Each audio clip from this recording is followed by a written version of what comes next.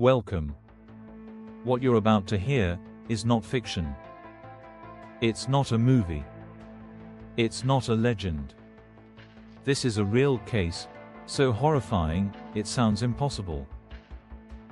Imagine this, someone digging up graves in the middle of the night, taking the bodies and bringing them home. But not to hide them. To bring them back to life. In 2011, police in Russia are faced with a series of mysterious grave desecrations.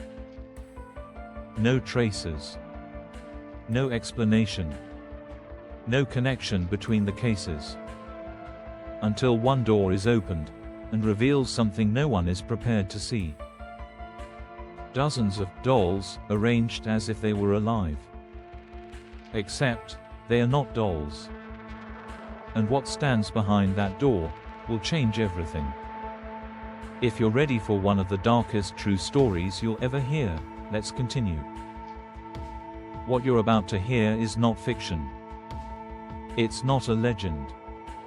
This is a true story, one of the most disturbing ever recorded in modern history. In 2011, Russia begins to experience a disturbing rise in grave desecrations. The more cases appear, the harder it becomes for authorities to find any logical explanation. Weeks later, dozens of graves are discovered destroyed and robbed, with no visible connection between them. The investigation leads to something far darker than anyone could imagine. This is not just a crime. This is a nightmare. One of the most horrifying and disturbing discoveries ever made, in the Russian city of Nizhny Novgorod. Faced with the unexplained wave of grave robberies, police decide to seek help from a specialist, a historian with a PhD, an expert in burial rituals and cemetery cultures. His name is Anatoly Moskvin. He helps the investigation, until he becomes the center of it. One day, police visit his home.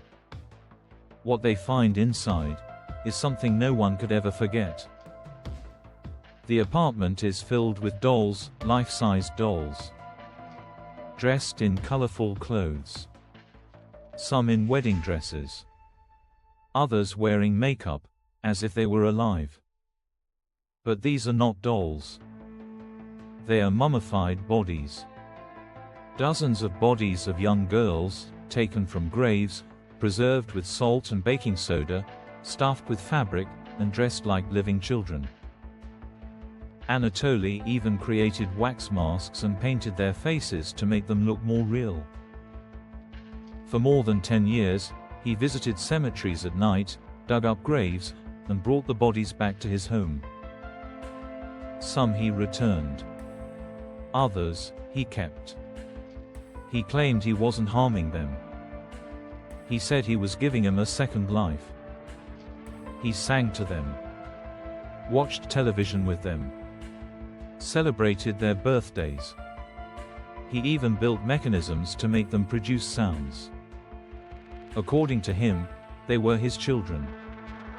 People who knew him noticed nothing unusual. A quiet, introverted man, no addictions, no aggression. But behind closed doors, something terrifying was hidden. During the investigation, Anatoly reveals a moment from his childhood. At the age of 13, he loses a close friend, a girl, only 11 years old.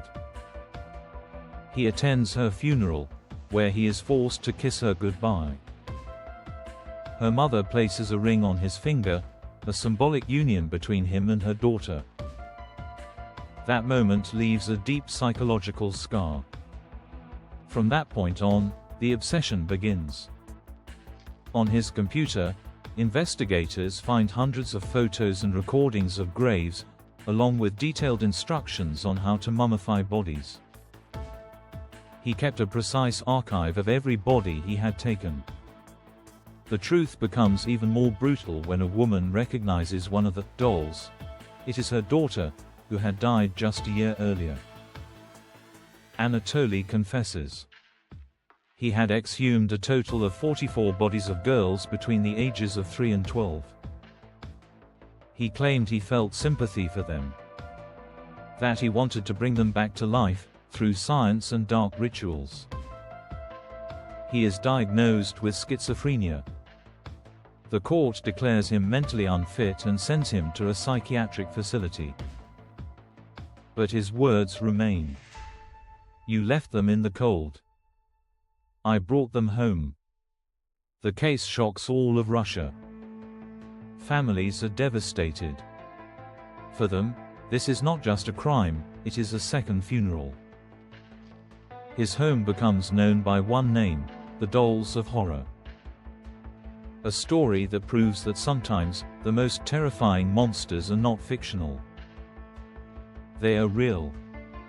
And so, this was not just a story. This was reality, so dark, it feels like a nightmare.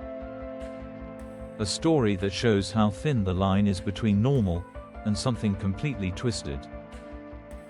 Sometimes, monsters don't hide in the shadows. They live among us. Quiet. Invisible, until it's too late. If this video made you think, if real stories like this keep you watching until the very end, support the channel. Subscribe, turn on notifications so you don't miss the next cases, leave a comment, and share this video. Because sometimes, the truth is more terrifying than anything we could ever imagine. See you in the next video.